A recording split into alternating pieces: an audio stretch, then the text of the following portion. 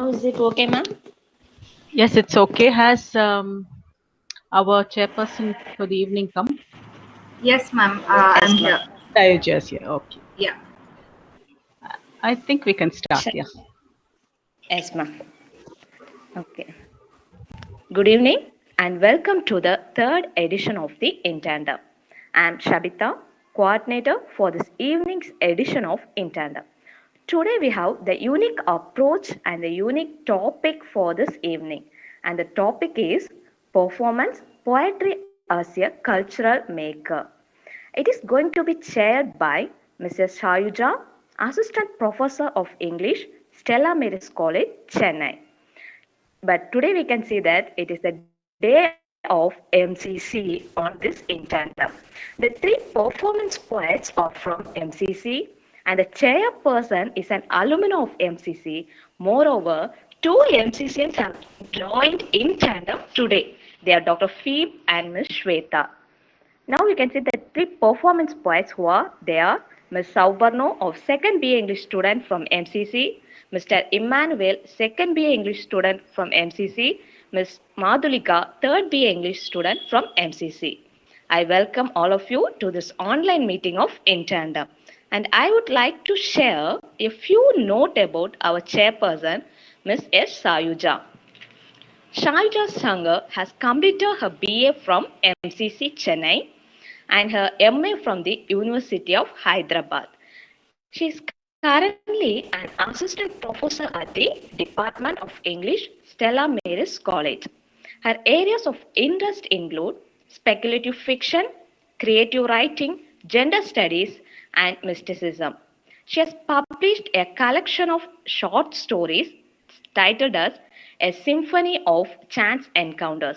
Not only that, as well as she has wrote one of the poetry called A Firefly in the City. I extend a warm welcome to you, ma'am. And now I hand over the proceedings to the chairperson. Thank you so much for that welcome. Um, today we'll be looking at performance poetry, and I believe we've got three people who are speaking. And um, just a little bit of an introduction to performance poetry for those who are new to it. Uh, at least in the field of English, when you're looking at poetry, we start out with poetry in the, when we read it in literature and literature classes, it's all written down and sometimes we don't understand it. Okay, but when we're doing performance poetry, it's all about speaking from your own position, your own context, experiences, and so on. And so I'm really excited to listen to the three speakers today. Shall we begin with the performance poetry? Maria ma'am? Yes, you can announce the names of. Okay.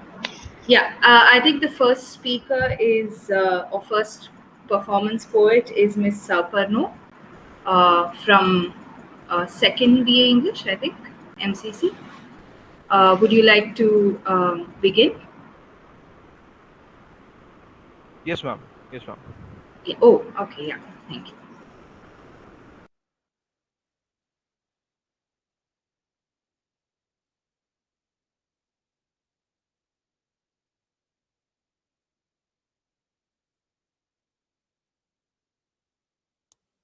Am I audible? Yeah, you're audible. Good evening, ladies and gentlemen. My heartfelt gratitude to each and everyone present here, and regards to elders. Uh, a little correction: it's not Miss Souparno. It's I'm Mr. Souparno Bhattacharya from Madras Christian College, 2nd BA, Yeah, Department of sorry English. about that. No problem, ma'am. Performance poetry, as it suggests, it is a place where we performers put our performance from the page to the stage. The stage that we have got today, the stage that every performance poet get, we are getting that. So my poem is basically a philosophical poem, as we can categorize it. It deals with a coin. Let's consider a coin. It considers two sides, good and bad. But my question is, something that looks good may not look good, and something that looks bad may not look bad. So, on that note, I'll start my poem. It is called The Polar Trails. On a fading stretch of golden crops lived beings in disguise of happiness. Feeble weeds swished as the gentle air pulled the sun under the horizon. At the opposite side of that place, burnt bodies with tattoos and wounds, and the sky smoked agony with bombs as souls dismantled at both the poles.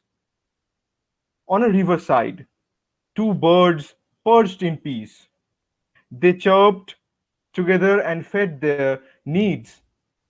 It was normal as a situation, but quite strange for both of them to start. At the opposite end, one lover died as he jumped into a bloody lake and gulped in venomous water that choked him and brought his end. On the zenith of muses and songs, laughed a master that was made for all. He looked at the craving and loving world and slept till it was dawn. At the filth of darkness sat a genius with his mystic wit, blabbering theories and beautiful things, and admired the dearth of all our needs. Many lived and many left. No one cared and no one will. The weeping sun climbs again and again as the hourglass twists endless tales. Thank you. Wow, thank you so much, Souparno. Um, shall we have the next speaker in? Samuel from Second BA English MCC. Hello everyone. So I'm Samuel Ragland, pursuing my second year in English literature in MCC. So today the poem I've chosen to recite is Caricatures of Groups. It is actually my observation of a society. I've divided the society into three groups. So it is just a general division: the lower class, the higher class, and the authorities. So I would like to satirize the groups, and then I just want them to realize that what they are doing is not right, and it is up to them to choose what is right and what is wrong. So I will recite this poem right now. But then, is it okay if I share my screen, ma'am? Yes, please go ahead.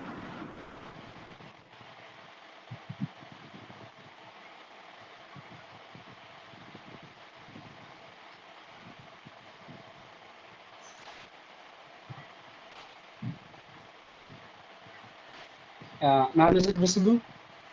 Yeah. Caricatures of groups. I assume them to be scrawny, their faces too, but not the nose. When they speak, they are brawny. Their noses are similar to pinocchio's. All the manipulating and depraved. No, this is not apparent, but a play. They are skinny, weak, and decayed. No, this is a pretentious display. Yes, the politicians, they wear such an attire. I assume them to be obese, their stomach they wish to fill, expecting delicacies to be found at ease. Rotten food makes them ill. First they agree, then they appeal. Choices made without any scruple, about offers with no proof to reveal. Oh, they look so feeble. Alas, they live without a roof. I see phantoms of indemnified of law. They pretend like they are honest, placid beings, neither in woe nor in awe. Their choices are only the finest. Their childish demeanor, their chaste attire. Immense wealth provides them obscurity. grasping manager that don't retire. They function with no clarity. I shall not give their names, for they are rich. An entire nation divided in three, distinct in choices but united in one. All individuals unique in their spirit. Nevertheless, from greed it was spun. Ignoble methods planned with a superficial aim. Don't suppose my intentions to inculpate, it toils to discern the democratic game. So, analysis and sagacity, that is all I promulgate. The choice is yours, not mine to make.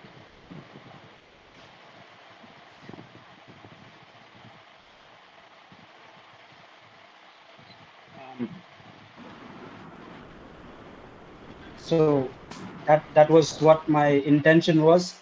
The first group is the authorities, and the second group is the middle class or the lower class people. The third group are the rich people, and lastly, it's just a note for the society to understand and make choices which seems better and which is good for their benefit as well. Thank you. Splendid. Thank you so much, Samuel. Really lovely poem. Our third speaker is Madhulika from third BA English NCC. Yeah. Am I audible now? Yeah, you're audible. Uh, Good evening, ladies and gentlemen present here. I am Madhulika and I'm currently pursuing my English literature course at MCC. I'm a third year student. And the poem that I have written based on our theme, which is performance poetry as a cultural marker, I thought I'll write a poem that showcases a few not so pleasant qualities of our culture. So the name of the poem is Dinner Table Conversations, and it goes like this. Dinner is served. The food shields the paved way to the families being keenly observed by their kids who are kept at bay. Unusual talks that seem serene and happy, but it won't take too long for things to turn nasty, for each of us to think the other wrong. Shifting from talks of family honor and disgrace to greedy arguments and egotistic frustration, from westernization not being in their favorable place to the unhealthy upbringing of today's bad and rebellious generation. Children, the empty vases that become highly stressful, for there are far more greater insults than being called names. A liar, a dishonor, nothing but disrespectful, treated like a naive kid and expected to behave like a know-it-all adult.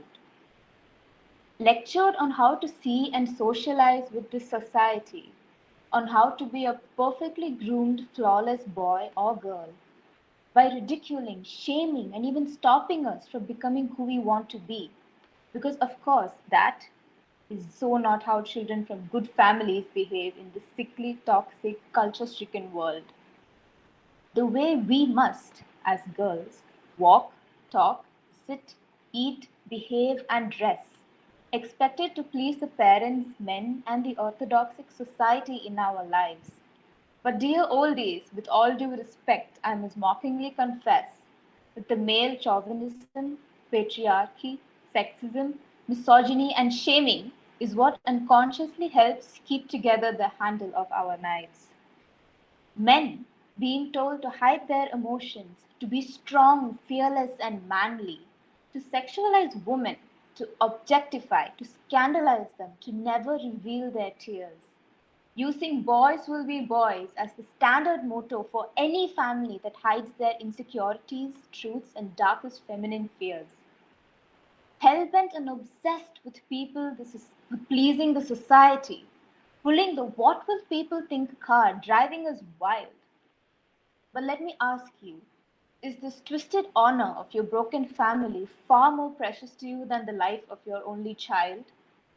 Always in the so-called name of our culture that victimize frail, innocent young people and couples, they are forever cursed. Treating marriages like it's a legal wager to bet on who falls out of love first. Controlling emotions and displaying toxic masculinity is not what we need to show to the world for existing as a man.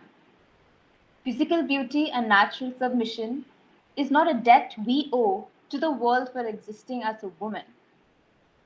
Most times it's just so helplessly tragic that there is no sense of understanding, change, or admiration, with only the orthodoxic history and petty dark magic, which is our usual dinner table conversation. Just so you like it or not, there will be an end to all of this, to all of our useless restrictions and struggles, because you, all of us, will make sure that we get what we deserve. So, amidst the peals of fake laughter and forced chuckles, I sit back while dinner is served. Thank you.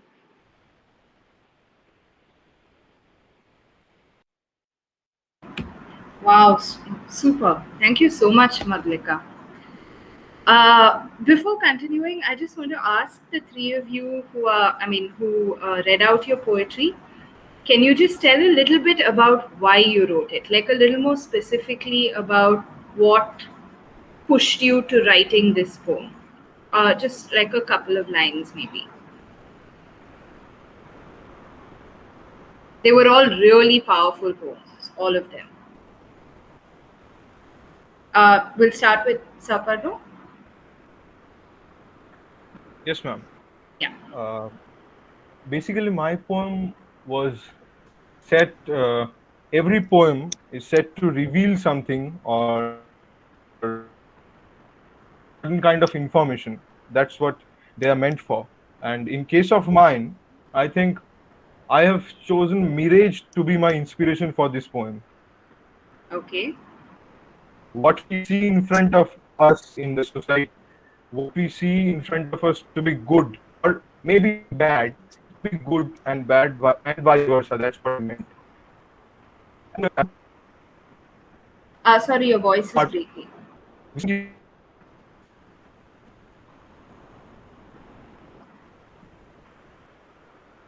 Hello, Souparno.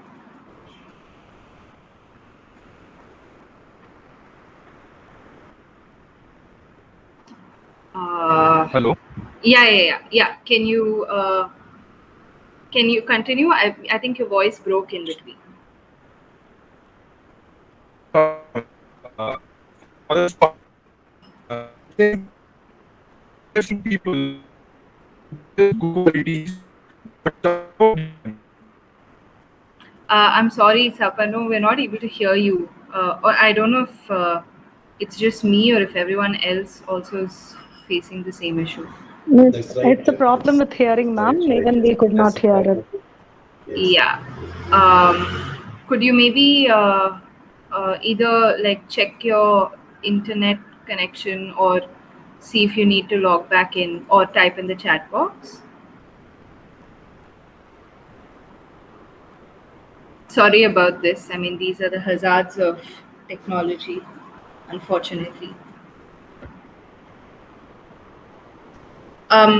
Meanwhile, Samuel, would you like to tell us what inspired you to talk about, authorities and Yes, the ma'am. various strata of society? Yeah. So personally, because I look a little bit different, I'm from the Northeast. So people usually have prejudices, or people are actually not aware that the Northeasterns are inside India. That was one personal prejudice I always face. And for the other matters, if I talk about politics, this poem is not considered to be a political poem. I just wrote it because people talk so much about politics, but there is no substantial solution. There is no right answer in politics. People always hold opinions to themselves, and there are controversies which leads to conflict as well. Even when I was traveling to my hometown, from Manipur to Nagaland, there were like many conflicts. So every time we pass through them, we have to go through a security pass. They check our documents, they check our entire vehicle, they ask our certificates and everything. So when I saw this much turmoil, And not only that, the novel I read, Portrait of a Young Man as an Artist, that also gave me a little bit of confidence to talk about it, because the artist is actually confused and he's trying to understand what politics is all about. Then I thought maybe I can put myself in that situation, try to understand what the society is doing, what are the controversies, and try to understand them, criticize them so that they will improve for better. That is why I wrote this poem. Super, Samuel. Thank you so much. And yeah, the poem was very powerful. I mean, hats off to you. Madhulika, would you like to tell us a little about why you wrote yours? Yes. Am I audible? Yeah. Okay. So, as the poem suggests, dinner table conversations. It talks about how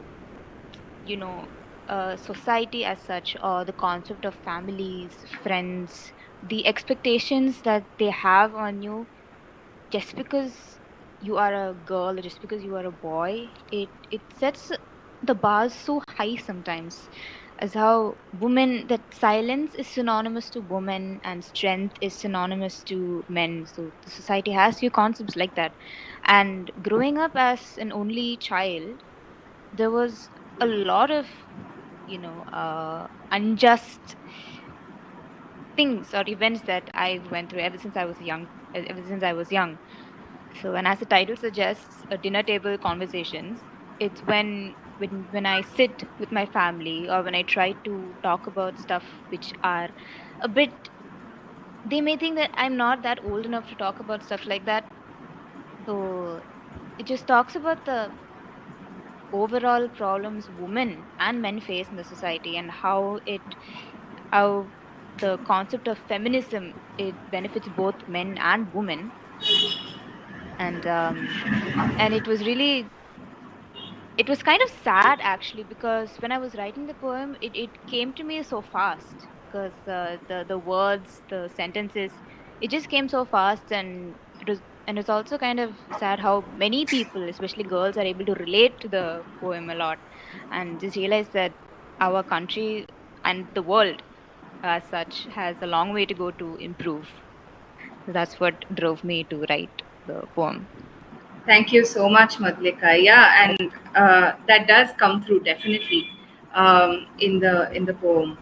Souparno, are you back by any chance? Am I audible, ma'am? Yeah, now much better. Thank you, ma'am. Yeah. So what I was telling, uh, we have a society that has both good and bad sides. It is a world where in one side people are dying, and on the other side, in that grave, three little blossoms are getting bloomed. So we have both negative and positives. So it will be our challenge and it will be our motto to rather choose the good rather than the bad, and also on how we are going to decide what is good and bad. Something that may look bad to us can be good, and something that may look good to us can be bad. So it depends. This is what I wanted to convey. And about the last part, I have targeted rather uh, the working class, the entire system where people are being exploited. After all, we are human beings. If you look at it in a humanistic point of view, we are human beings. And if we are getting exploited, history has witnessed that we rebel, and at the end of the day, truth wins. That is what I have meant to my poem. Thank you so much, Souparno. Um, uh, all right. So, because this is also a research forum, I just thought I'd give a little background to performance poetry. Maria ma'am, shall I continue with that? Yes. Okay, super. All right. So I wanted to touch upon a few things about performance poetry, and what, at least what we understand of performance poetry today. So if we talk about what is performance poetry, I mean, and this is a very niche phrase that we use today to refer to certain kinds of poems that are spoken out, and so it's also called spoken word poetry, and it's always done in front of an audience. Okay, and because of that, this online platform is actually, in a sense, absurd, because we all know how it distances uh, the responses of groups of people. Like, you can't hear multiple voices at the same time, right? You can only hear one person who switches on their mic and then talks, and that's the bane of using such a platform for teachers, for performance poets, and so on. Right, so performance poetry essentially uses certain formats. So you will have the use of alliteration, repetition, assonance, using certain sayings. All of these are very common to performance poetry. Performance poetry does not have any music that accompanies it, but as you are talking, as you are reading out your or speaking out your poetry, you can make sounds like snaps or claps or whistles, or you can use your body as the musical instrument, right? This is something that you can do with performance poetry, as again I keep emphasizing, as we know it today. Okay. But performance also took a slightly different turn around the 1980s. It's been around since the 60s and 70s, but the turn around the 1980s, which led to how we perceive performance poetry today, was called slam or slam competitions. Some of you might have heard of this. I'll just type it in the chat box. So slam competitions are basically, they were started again in the USA. So performance poetry and spoken word and slam is something that we would say is starts out in Britain and US. So here, and this was very often performed at clubs and so on, where an audience can either praise or slam a poem, put down a poem. Right, so because of that, the term slam poetry came about. But we should keep in mind that performance poetry is not something new, right? Actually, if you think about it, poetry has always been oral. Okay, think about, go right back to if you're talking about Indian systems, think about. Those of you who are Tamil here, who know about Agam and Puram poetry, you will know that even back then, poems were sung or spoken out in a particular rhythm. There was a certain pattern. You had to repeat certain lines. There was a form to which you spoke out your poetry, and this was done in groups of people, right? So right back from the Sangam age, right back from the Sangam age, we have this notion of performing poetry. But that's not just the case with India. Even in the West, you have your, when you do your history of poetry, you'll know that ballads and even lyrics were sung. They were sung in accompaniment to musical instruments, or even without musical instruments. They were sung out to groups of people who form the audience. And remember that repetitive quality, because when you're using the oral form, you are repeating so that others will remember your lines, remember your words, right? So this sort of tradition of orality is very important for performance. Somewhere in between, we ended up with written poetry, and then poetry became now if you tell oh, I like writing poetry to somebody, the immediate response will be, oh, I don't understand all of that, right? Oh, that's too academic for me, right? So this happens very frequently, and that is because somewhere in between, especially in the West, poetry became a very niche thing. It became a very elite thing. Sangeeta, would you like to say something? Okay. Yeah. So, in fact, apparently, even in Beowulf, there's a reference to Scop, or a bard who played the harp and tells tales. And this happens in a hall in front of a large number of people. But apart from the Tamil tradition, you also have the ghazals, which form a huge part of our culture. And ghazals are, I mean, we do have the singing tradition for ghazals, but we also have the spoken form of ghazals, right? Where somebody will, again, they'll repeat a couple of lines and your audience has to respond, right? There is a response to the ghazal that is being spoken out, right?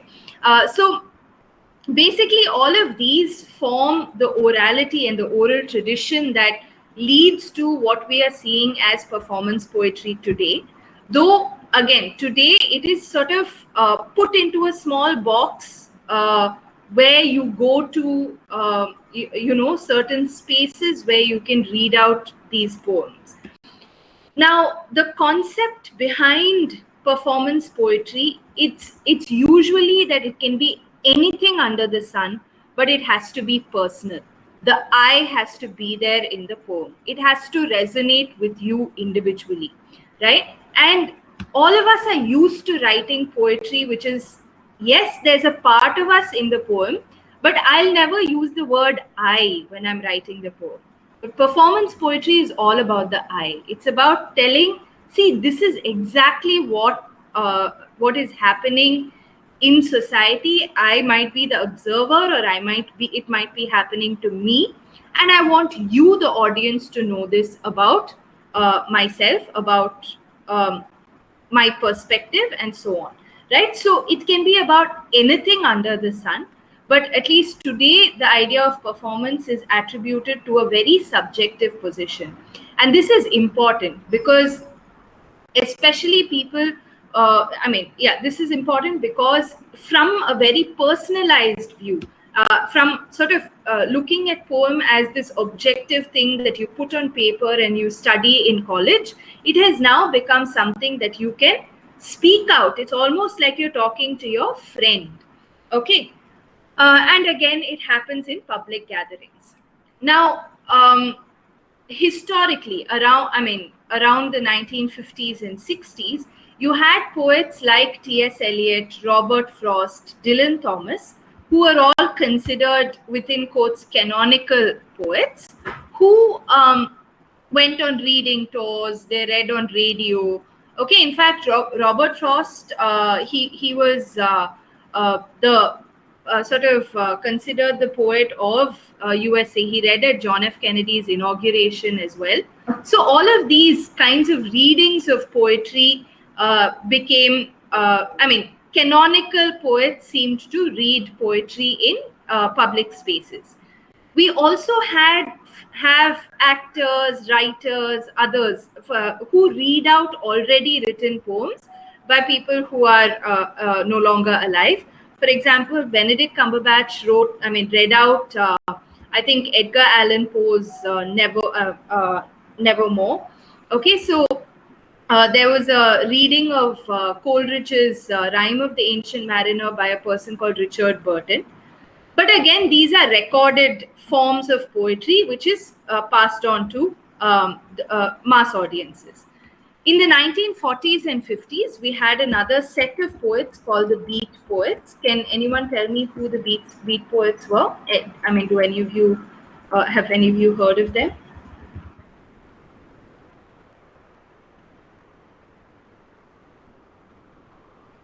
Okay. So this includes poets like Allen Ginsberg and Jack Kerouac and so on, who rebelled against the conventions of American life and said you have to have spontaneous poetry. And they were inspired by music like jazz and various other forms of writing, such as the Japanese haiku and so on. Right? So these people also led to where performance poetry is at today. You also, of course, had people like Bob Dylan, who created new poetic expressions and sort of is on the boundary between music and literature. Um, Now, one very important aspect of performance poetry, and it's very intricately linked, is rap music.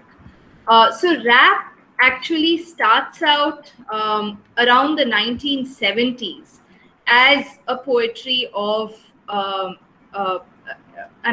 it started out in the Bronx in New York, where um, you'd have DJs who would they'd be listening to they would be playing songs of of various artists, but between songs they would start out using their music. Okay, so this is something that also is a culture of it is a marginalized performance which has moved into the mainstream culture today.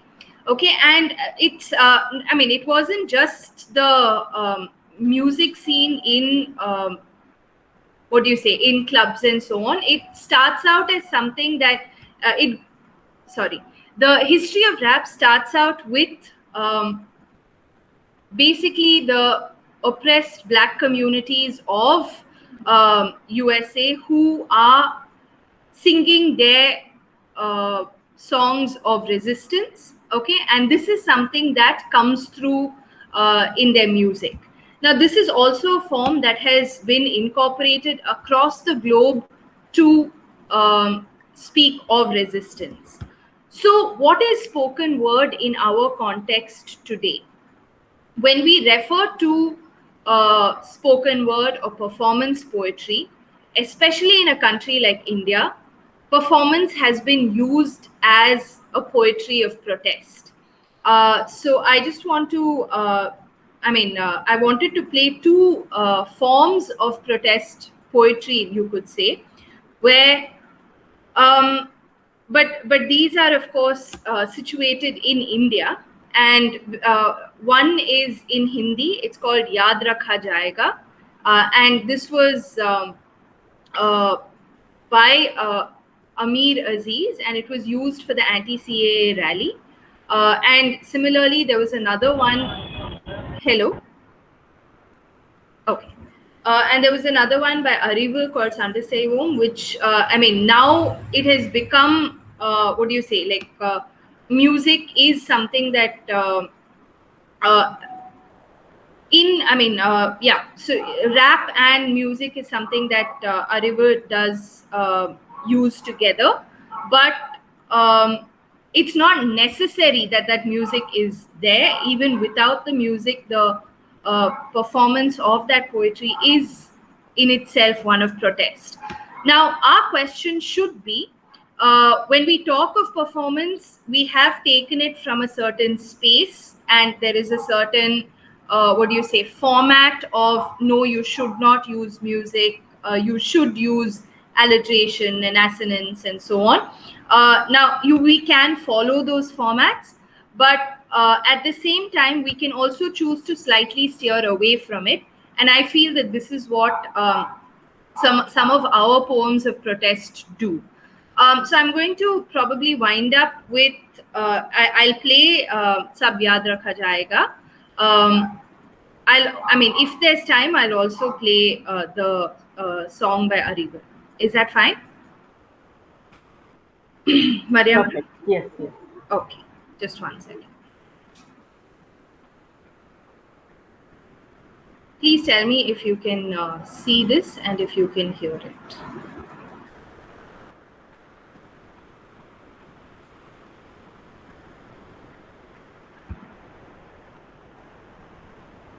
So for those of you who don't understand Hindi, there is a translation given below.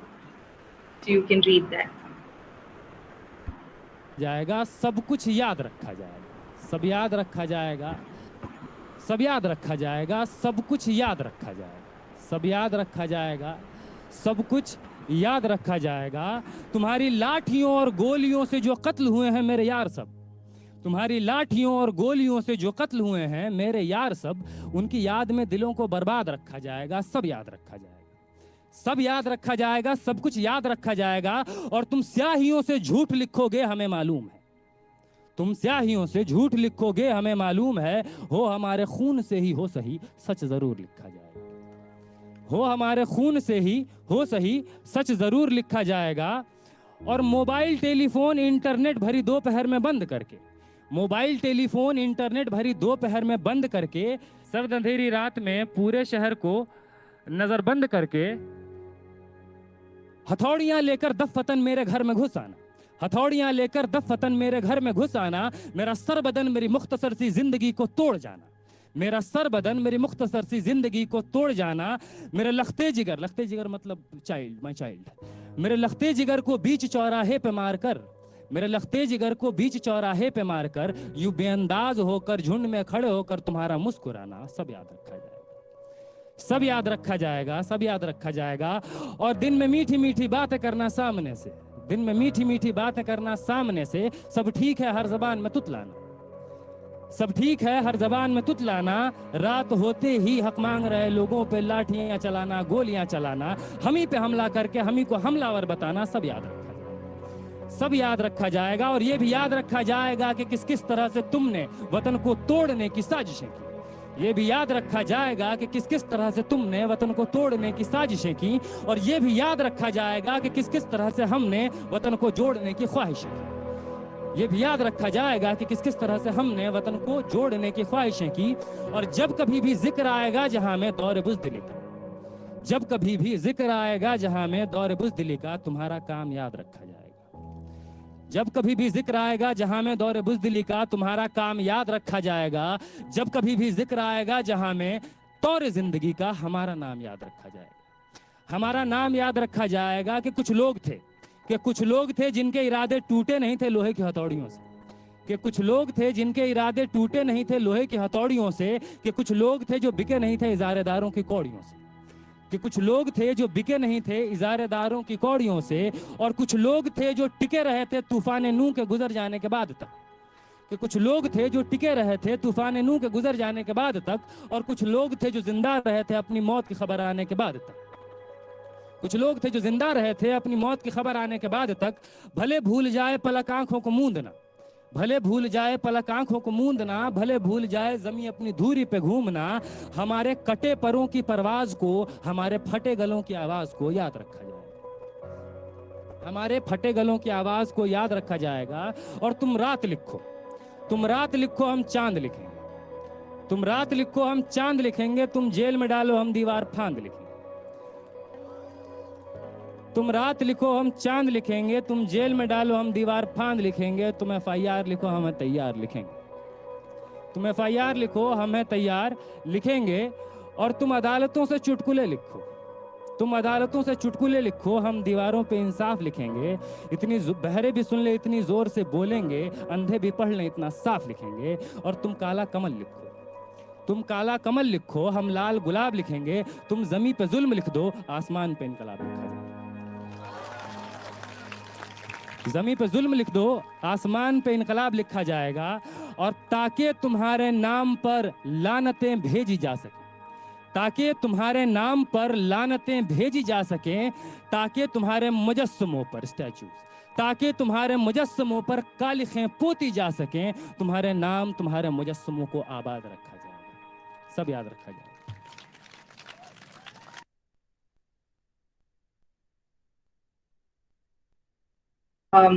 Yeah, so that was for the anti-CA protests that we had. I'll also show you Sanda Sevom by Arivu. Unfortunately, this doesn't have a translation, but I'm sure, I mean, you might be able to get this online. I'll just play the performance poetry.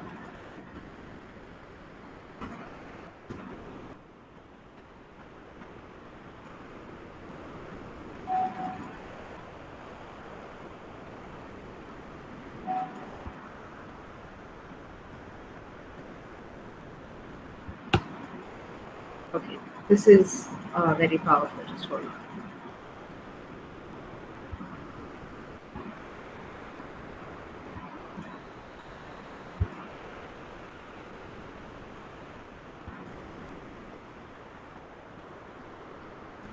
சண்டை செய்வோம் சண்டை செய்வோம் சண்டை செய்வோம் சண்டை செய்வோம்னா நம்முடைய உரிமைகளுக்காக நம்முடைய தேவைகளுக்கும் அடிப்படை உரிமைகளுக்காக நம்முடைய போராட்டமான ஒரு வடிவத்தை தான் நம்ம சண்டை செய்வோம் அப்படிங்கிற ஒரு பாடலா பண்ண போறோம். நான் முன்னாடி அந்த பாடலை பாடுறேன்.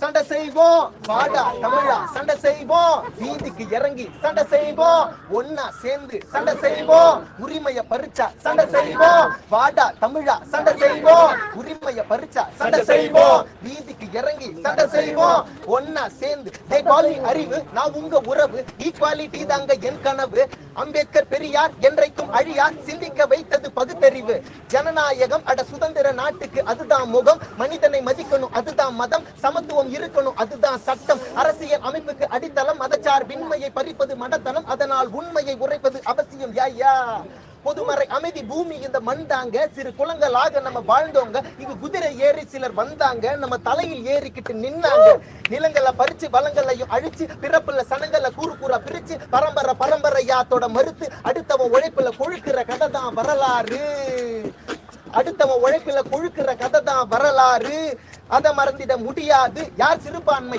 அட உழைக்கிற இனம்தான் உலகம் முழுக்கவே பெரும்பான்மை நாம சேர்ந்து வாழ்கிறோம் அது உண்மை அட குறுக்குல புகுந்தவன் கழுத்தை நெரிக்கிறான் களத்துல இறங்குனா சுட்டு பொசுக்கிறான் உரிமையை கேட்பது வன்முறையா இந்த நிலைமையை மாத்திர வழி இல்லையா இப்ப சண்டை செய்வோம் வாடா தமிழா சண்டை செய்வோம் வீதிக்கு இறங்கி சண்டை செய்வோம் உரிமையை பறிச்சா சண்டை செய்வோம் ஒன்னா சேர்ந்தா சண்டை செய்வோம் வாடா தமிழா சண்டை செய்வோம் வீதிக்கு இறங்கி சண்டை செய்வோம் ஒன்னா சேர்ந்து சண்டை செய்வோம் உரிமையை பறிச்சா சண்டை செய்வோம் காமாட்சி மீனாட்சி நீ கேளு என்னாச்சு தாய்நாடு கேள்விக்குறியாச்சு நீ யாரு நான் யாரு ஓம்பாட்டம் எந்த ஒரு தோண்டி எடுக்குதான் என்ஆர்சி ஆதார் ஓட்டைடி எல்லாமே எதுக்கு தாத்தாக்கு தாத்தாவை எழுப்பு மதத்தை சொல்ல சொல்லு இனத்தை சொல்ல சொல்லு பொறப்ப சொல்ல சொல்லு வரிசையில நிக்க சொல்லு அறிவு இருக்கா அட அரக்கு இருக்கா நீ அளக்குற கதையில பொருள் இருக்கா உனக்கு இருக்கா இல்ல எனக்கு இருக்கா இங்க பிறக்கிற குழந்தைக்கு மதம் இருக்கா குடியுரிமை அடிப்படை உரிமை அதை பறிக்க நினைக்கிறது பெருங்கொடுமை மதவெறியை மொழி இனவெறியை இங்கு திணிக்க துடிக்கிறது பெருமடமை இந்தியன் எல்லாம் இந்து இல்ல இங்க இந்துக்கு முஸ்லீம் எதிரி இல்ல ஒரு வந்தேரி என எவனும் இல்ல இது நம் பூமி இந்தியன் எல்லாம் இந்து இல்ல இந்தியன் எல்லாம் இந்து இல்ல இங்க இந்துக்கு முஸ்லீம் வந்தேரி என இது நம் பூமி நம்மை பிரிக்குது CAA அதை கேள்வி கேட்க வரும் தாய்நாடே அது நாளை உனக்கும் வரும் மறக்காதே மதவாத பிரிவினையை ஏற்காதே அட யார் இங்க வாழணும் யார் இங்க ஆளணும் யார் இங்க குடிமகன் யார் இங்க இந்திய யார் இங்க தமிழ நான் யார் என்பது நீ யார் சொல்ல தாய்நாடு என்பது பிறப்பிடில் இல்ல 100 கோடி மக்களுக்கு ஒரு மதம் எதுக்கு காசு இல்லாத எக்கானமி நாரி போய் கிடக்கு கொலை நடக்குது கலவரம் நடக்குது மலைக்குழிக்குள்ள பல பிணங்களும் மிதக்குது ஒலை கொதிக்குது ஏழைக்கு பசிக்குது குழந்தைக்கு வெங்காயம் விலை வந்து மிரட்டுது ஆனா சிலருக்கு அரசியல் ஆதாயம் மதத்துல கிடைக்குது அடிப்படை உரிமையை பறிச்சதை துடிக்குது அப்பாவி ஜனங்களை அகதிகளாக்குது இன்னும் சொல்ல போனா எல்லோரும் பூமிக்கு வந்தேறி தான் இந்த யுத்தத்தை நடத்துறான் வியாபாரி தான் எல்லோரும் பூமிக்கு வந்தேறி தான் இந்த யுத்தத்தை நடத்துறான் வியாபாரி தான் அப்போ சண்டை செய்வோம் சண்டை செய்வோம் சண்டை செய்வோம் சண்டை செய்வோம் சண்டை செய்வோம் வாடா தமிழா சண்டை செய்வோம் வீதிக்கு இறங்கி சண்டை செய்வோம் ஒன்னா சேர்ந்து சண்டை செய்வோம் உரிமையை பறிச்சா சண்டை செய்வோம் வாடா தமிழா சண்டை செய்வோம் வீதிக்கு இறங்கி சண்டை செய்வோம் உரிமையை பறிச்சா சண்டை செய்வோம் ஒன்னா சேர்ந்து சண்டை செய்வோம் வாடா தமிழா சண்டை செய்வோம் மதத்தை திணிச்சா சண்டை செய்வோம் சாதியை திணிச்சா சண்டை செய்வோம் பிரிவினை விதைச்சா சண்டை செய்வோம் சண்டை செய்வோம் வாடா தமிழா சண்டை செய்வோம் வீதிக்கு இறங்கி சண்டை செய்வோம் ஒன்னா சேர்ந்து சண்டை செய்வோம் உரிமையை பறிச்சா சண்டை செய்வோம் நம்முடைய உரிமைகளை பாதுகாப்போம்.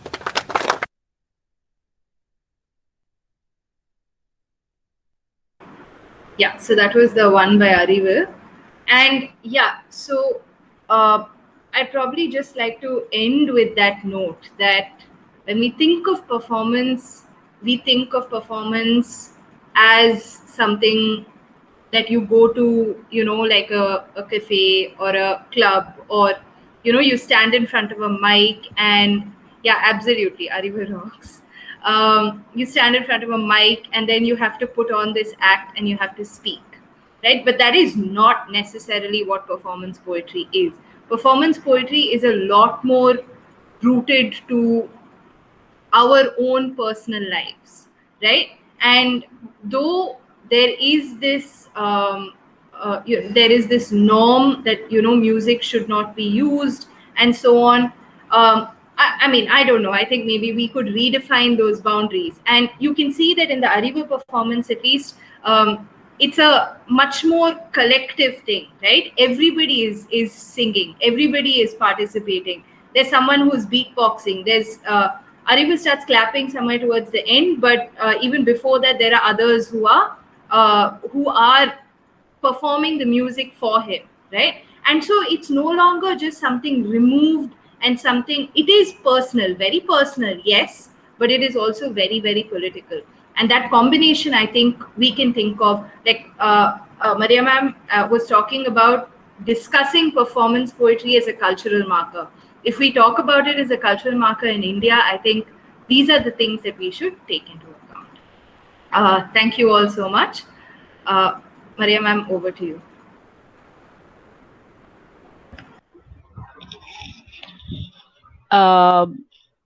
Thank you, Sayujya, for that very inclusive presentation. Because I must make a confession that I had a lot of Western illustrations lined up. If I were to, have done this session, I would have had Benjamin Zephaniah and Sarah and Phil K.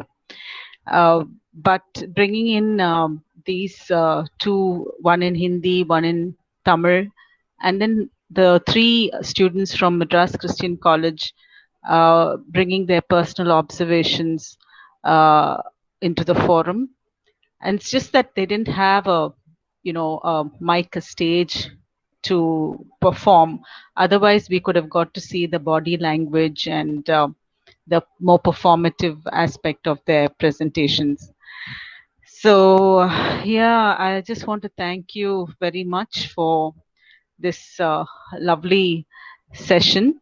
And probably on the group, we can share a few links of performance poets. You can even key in and see a lot more performance poets. And it's very nice the way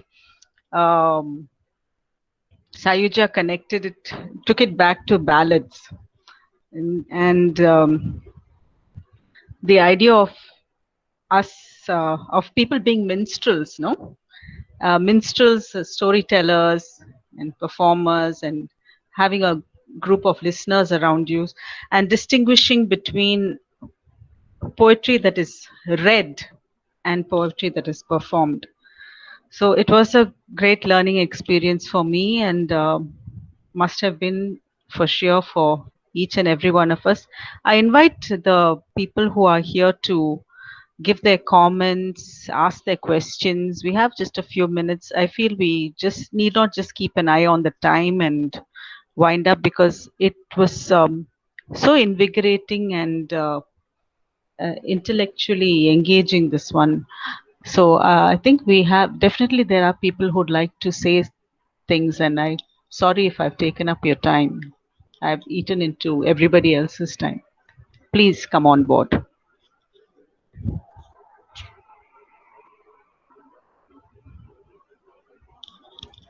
So thank you, ma'am. Thank you all for making this evening very productive and very inspiring.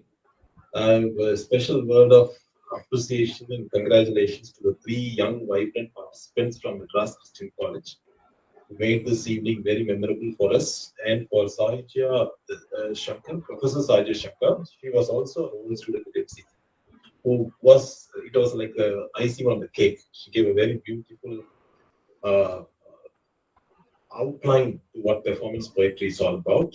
And as Preeti ma'am rightly said, it was very inclusive. Just three observations, appreciative observations from the kids who spoke today. From all three were very insightful. I could see the focus in the way they came out with their poems. They're very focused also. Looks like the younger generation has the reins in their hands. They have the reins in their hands. Very good. Especially, when we asked Souparno Bhattacharya about this poem, he said, I've chosen mirage as a motive. The bad and the good are both there in society. And one side you see people dying, and on the other side you have on the grave three little flowers blossoming. So it is a challenge for us to choose the good rather than the bad. Amazing. Then Samuel Ragland, on stereotypes concerning the Northeast, something that we are discussing in the MA classes these days, the prejudice that we have, and how a novel gave him some hope, how the artist tries to come to terms with politics. So he ends on a positive note again. And Madhulika also, amazing, awesome. Right, growing up as an only child, the unjust events that happen, and the word that she said, the line that she said, the lines of the poem came to me so fast. Spontaneity, again, like Professor Sajay Shankar said, that is one of the hallmarks of performance poetry also. Right, the lines of the poem came to me so fast. Good, Madhulika. Congratulations to you. That you should keep writing. And Professor Sayujya Shankar gave a wonderful elucidation on performance poetry. Some of the thoughts that she gave were really insightful. And thank you everyone for making this evening very memorable. I really enjoyed it. Thank you, sir.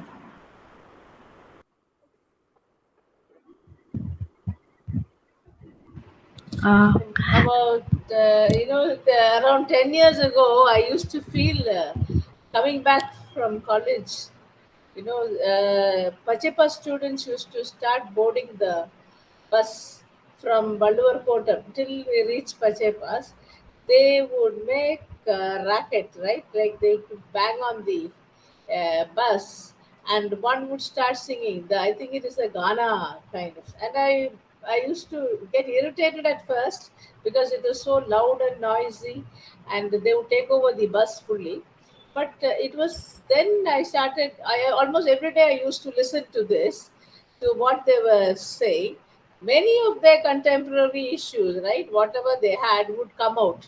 So I used to think, look at these people performing in wouldn't it be better if they wrote it down, right? I mean, I think performance or certainly helps, whether it irritates you or I think that's what they want to. That's what performance poetry wants to do. It wants to make people aware that personal can be political, personal can be about social, personal can be other people's problems too. So thank you, Sayujya Shankar, for having given us this very good illustrations and also an overview of the whole thing. And congratulations to all the participants. And there was a hint of rebellion in each uh, one of their poems, because you think they are aware and they are irritated. They do want changes. So thank you for all those examples. Good evening, everybody. This is Sangeeta from Madras College. And Sayujya ma'am, great session. I just loved it. It was wonderful. And the Thank you. flow and the connect was amazing, like how it was related and connected to the beat poets and how the rebellious tone to the poems and the poems that you shared with us was so apt that we could very much connect it with the beat poets too. And then I didn't expect that performance poetry will be discussed as a genre. Before that, I'm very sorry, students. I missed couple of poems. I joined late. I just came back from work. And then before going into my point, congrats to all the young poets. You have a long way to go. I'm so happy to hear your original works. Okay, so coming back, I didn't expect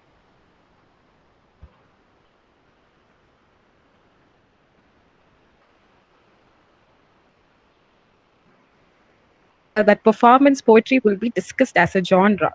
So in that, I was very much was just I just want to know, or I just want to share how a poem is to be performed or performing a poem. I did not expect it. The discussion would go towards performance poetry as a genre. I was expecting, or I wanted to know about performing a poem because it does have a structure and there's a lot of academic orientation to it, and it is more narrowed down to textbooks and the academic side. It just has academic side to it. So even recently when I was talking to my friend, he wrote a poem, and do you call this literature, and can I become a poet? Do you call me a poet? That was the question he was asking and all. So I was just looking forward to know maybe the techniques or how versatile poetry is for a performance, how a poem can be performed, because recently we did a couple of performances. We adapted poems to the stage, and then we performed the poems on stage and in an online platform as well. So I was just curious to know how, or can we just say that poetry is versatile, and can we attach this idea to it of performing a poem instead of just sticking to the genre of performance poetry? Can we just say Uh, that poetry is versatile for performance too? yeah, so I mean that's exactly what I was saying. Like uh, when you talk about poetry itself, it's versatile in the sense, I was telling you that actors like Benedict Cumberbatch and Richard Burton and all of them performed poems that had been written down on pen and paper. And like I think Benedict Cumberbatch does it as a video. Richard Burton's is an audio. His is of The Rime of the Ancient Mariner. So these are classics that are being performed in a sense. But at the same time, I would also like to reiterate that at least in our day and age, the barriers between classic and pop culture is breaking. And so this idea that you have to have a particular format for poetry, that you need to Yeah. perform poetry in a particular way, is breaking down, Yeah. right? And so people do it in multiple ways. They do it with mixing languages, or they do it with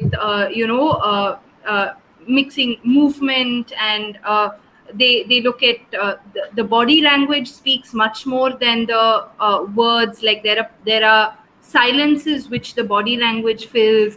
There's and there's use of poetry itself, like the typical forms of poetry that we have, which is the rhyme, which is the musicality of poetry. At the end of the day, poetry is music, right? Like when you hear it, you hear a beat, and you hear something that you can move your body to. So in that sense, I think poetry is very, very versatile, and I think we have to keep that I mean, we have to be open-minded about it. Yeah. Yeah. Okay, thank you so much. Thank you. I want to say something which would probably express what the ambiguities that surround this term performance poetry. Sangeeta rightly brought up this question about, is performance poetry a poem, any poem that is performed, or is it something that is a landmark or a paradigm shift, something that where Sayujya mentioned about it being personal, about it being political, and I just wondered whether it is about rap, rap and a new a new generation, poetry from a new generation, the generation which uses body language and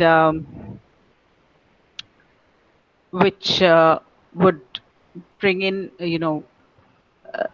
word and body rhythm, the spoken word and body rhythm, and using uh, claps and snapping the fingers, creating music with the body. So is this performance poetry, which is personal, political, new generation, or any poem that is performed? be it of any age? I don't know if I have the answer to that, but I mean, we've always had, the combination of, say, a cappella or beatboxing, various forms which are, related to music, humming, all of that which you do, which is interwoven with your performance. But I don't know if that is defined as performance poetry the way at least the West perceives it today. But using, using various forms of music in, poetry that you are performing to an audience is not new. It's always, like I was saying, it goes back to the ballads. And it goes back to our Sangam poetry and so on. But if you're talking about whether, the poetry is political, not just in the form of poetry with music, like with rap. I was listening to this person called Zaria Allen, and you also had Amanda Gorman, who read at the presidential inauguration. So these are people who are writing about a very, it is a combination of the personal and political as well. And even somebody like Benjamin Zephaniah does that. So that connection is always there. Because in a syllabus, in a college syllabus, I came across performance poetry, and this Benjamin Zephaniah's this poetry was Yes, ma'am. he said recommended. So I was just wondering if it has been recognized because of the subjectivity and who the speaker is and what they are speaking about, whether it is a genre. Rupi Kaur, Samuel Rufus sir often speaks about Rupi Kaur. She reads her poems. It's kind of performative also, and there's the I in that. See, these three children also, the I was there in their poems. Absolutely. So yeah, the personal is there. Like, that is what drove them to write these poems, and there is a certain context from which they are coming, right? But again, like you said, ma'am, if there was the space to have, stood in front of an audience to feed off audience energy and read your poetry, that is, or speak your poetry, that is a completely different feeling. So I think we also have to keep in mind that we are in a point where, we are doing this online, and we are all sort of connected but disconnected in a manner of speaking, and that definitely does affect performance.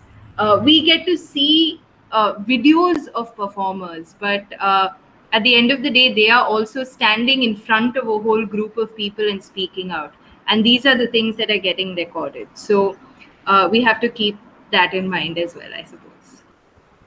Yeah, but I kind of, if you look up performance poetry on the net, it says that it's something that came up in the 80s and it is for the stage. And so one of the sources that I had used to talk about this is by a person called Robert Graham, who himself is a performance poet and who goes back to the history of orality when he's talking about performance poetry. But yes, he does situate the contemporary understanding of performance in the 70s and 80s. And that's basically what I was saying. Like, when we talk about performance, we situate it, the term that we know of today, we situate it in the 70s and 80s.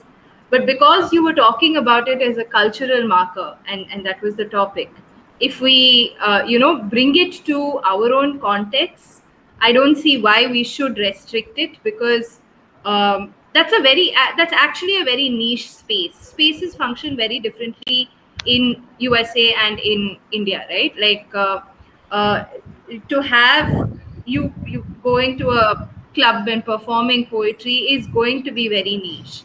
Then what's the point of that? And also, Sayujya, Yes, ma'am. we have to face the fact that when validation for something comes only when it comes from the West. So I think we should start redefining that, ma'am. Don't you think so? I must confess that when I started teaching 20 odd years ago, I always thought of civilizing and refining the presidency college boys, because I found all the performance on the bus annoying, like Srilata ma'am, because they would say, "What a racket these boys are making! What a racket!" And we also secretly found it entertaining, and then we also attributed it to attention seeking. Well, they want the girls to giggle. They want the girls to laugh. And when the girls in the bus giggled and laughed, the poetry became even more spontaneous, and there was a lot of motivation to perform even more. No, So, some of their sing was political. To what I listened to from the Pachepas boys, that they would be referring to contemporary issues and all that in that poem. And even the conductor would listen. So I used to get irritated why the conductor is not stopping them. But I mean, the conductor was also listening to this, So from Balluvar till Pachepas College, I used to listen to performance. That is nearly 10 years ago. I mean, I stopped using the public transport 10 years ago. Then it was then that they used to do this. They call it Ghana, right? But I thought so. I think in India, all our every culture has performance in its poems. I have listened to Tamil poems only if Vairamuthu's poems, all recorded. Right, I just listen to that, and whether it is personal or political. I mean, in Malayalam they sing it. In my culture, they sing the poems. They don't. They have the say so. Ma'am, yeah, just because you brought up Tamil poetry, I wanted to also say this. I missed it when I was speaking earlier. Like Perumal Murugan, who actually writes his poetry, says, unfortunately, there's a disconnect because traditionally poetry is spoken. So he had actually visited Stella once, and he was, talking to our students, and he read out his poetry. And then he said, this is how poetry should be. It should be reading it, and, it shouldn't be just being written in books and keeping it aside. Even his narrative writing itself is like that. Yes, ma'am. His writing is always. I read only translations, but that itself is. I used to think it was different. Yes. And another thing, Sayujya, once something is curated by the academic world, it gets this validity also. Academic world by modernity. Now you see the those glass tumblers which we used to have in the tea kada, and then at one point of time we frown on that and go for the disposable one. Now that is kind of a cultural icon, that particular size of glass tumbler is a chai thing. So I think that's how we are wired. Once something comes into modernity, we recognize it. Thank you for pointing that out, ma'am. Also, one of my great interests is to speak back to research. So I'm actually currently reading a book called Poetry as Method, which says poetry can be used as a form of research.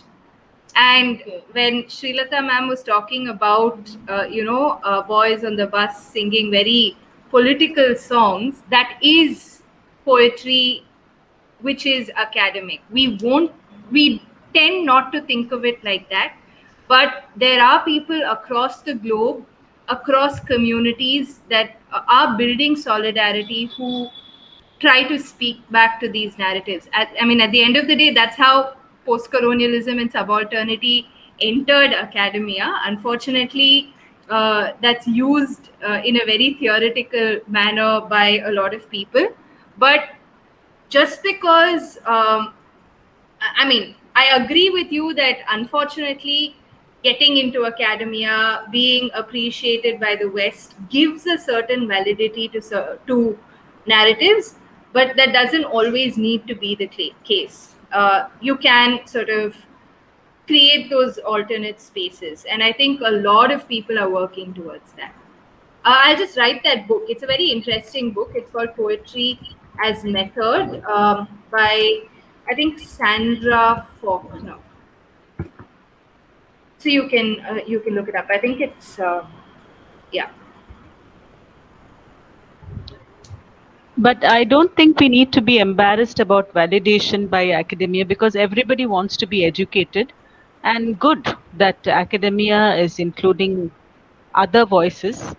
So Oppari gets to be recognized. Otherwise, people were embarrassed about Oppari, and very dignified, respectable people didn't do Oppari and things like that. But we are realizing that it is very it is a form of expression. Yes. So like that. So Ma'am, yeah. could we also just hear the three speakers sort of respond? I mean, yes, of course. I do feel like we are sort of dominating the space. Yes. Souparno, Samuel, and Madhulika, would you like to say something like post this discussion? Any responses or take backs that you have from this?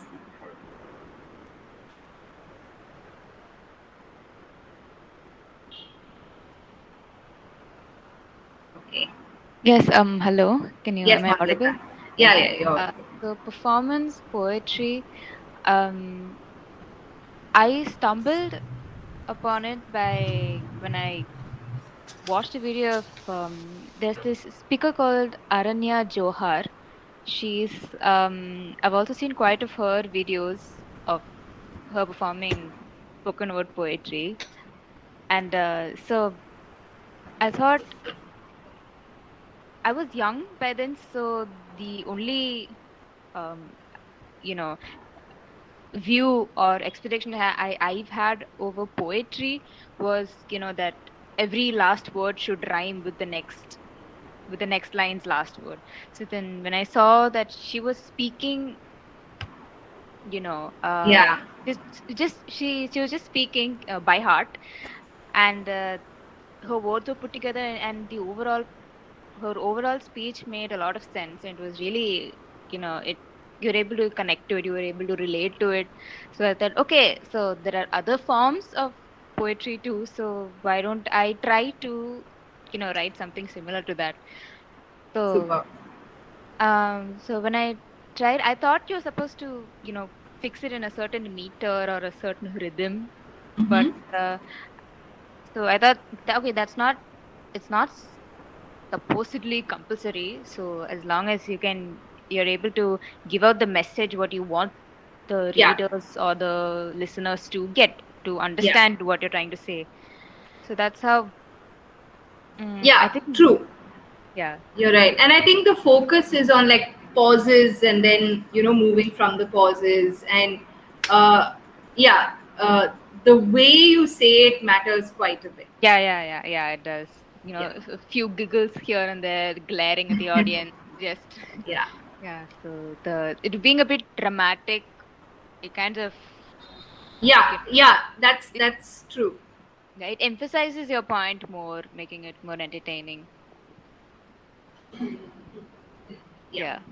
Thank you, Madhulika. Yes, ma'am. What about the others? Okay. Maria, ma'am.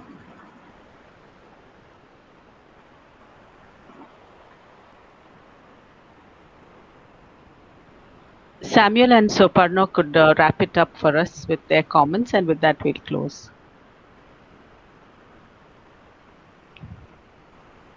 Yes, ma'am. Performance poetry, as it suggests, it connects us with the audience. It helps us to present our poems basically to the audience. And I believe that the relationship between a performer and an audience, the most important thing to a performer is his or her audience.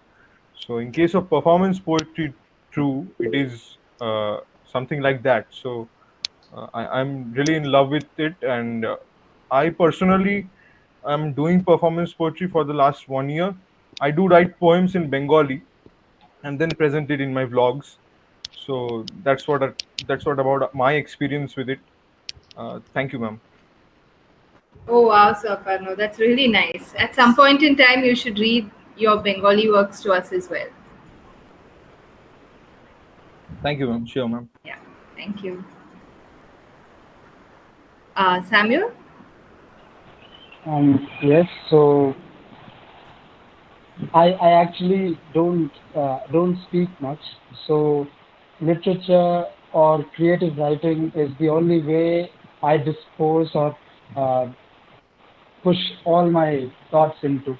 So when it was performance poetry, at first I was a um, little bit scared to even attend this meet, but then I forced myself thinking that this will be an experience for me, and of course it was an experience for me. And then to learn about different methods, to understand the ordination, and to see how creatively people connect. It is not just what the ancient classical literature talks about, but it's just opinions and expressions which is being expressed, and then it is being categorized into different genres. So that was really beautiful for me to understand as a literature student. Thank you so Thank much, you. Samuel. Ma'am, shall we wind up? Thank you, kids, for coming on board. Otherwise, we just have old drones like me droning on. And we had a young chairperson. So it was not an MCC evening, but an evening of young voices. And so very happy that all of you came. Thank you, Samuel Rufus, sir, for arranging all these lovely young people to join us today. And I think it's over to Shabita. Sayujya, can we hand over to Shabita? Are you through? Yes, ma'am. Yeah. Yeah. Am I audible, ma'am? Yes, Yeah. Yeah. Okay. Okay. I extend my gratitude to our Honorable Chairperson, Ms. Sayujya, to take out her time from her busy schedule to grace the event given. And today I want to say that today's presentation was just like that. What Ms. Sayujya has told, that performance of poetry is outcome of our life. I just thought that all the three poems which was performed by all the three young sprouting poets, or the three poems are about the society in which we are living, which outcomes that what we could be see as good or bad, the difference between the classes, lower or higher, and Madhulika with her extreme poetness, that is the life of woman and men, which is of a lot of hurdles in the name of tradition, culture, and family prestige, all expressed in a very beautiful way. And I think that today's presentation was very powerful. It's full of knowledge and interesting things. It gave a deep insight into the topic, and also it revealed the facts in the society. So I like to thank all the three performers and the chairperson to fill all us with this great knowledge to be with us. And I would like to say that we all are tuned to be on 27/8/2021 to our next section of this in tandem on the topic of comparative literature. And I all thank all the ones who have all and I thank my gratitude to the all esteemed delegates of this event for this presence and to giving their all wonderful discussions, and all the discussions which made us to gather a lot of knowledge. So I would like all to be welcomed to the next sections of our in tandem, and all to be tuned on 27/8/2021. Thank you.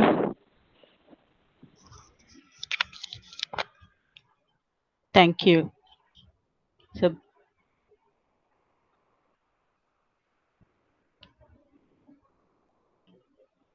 bye, everybody.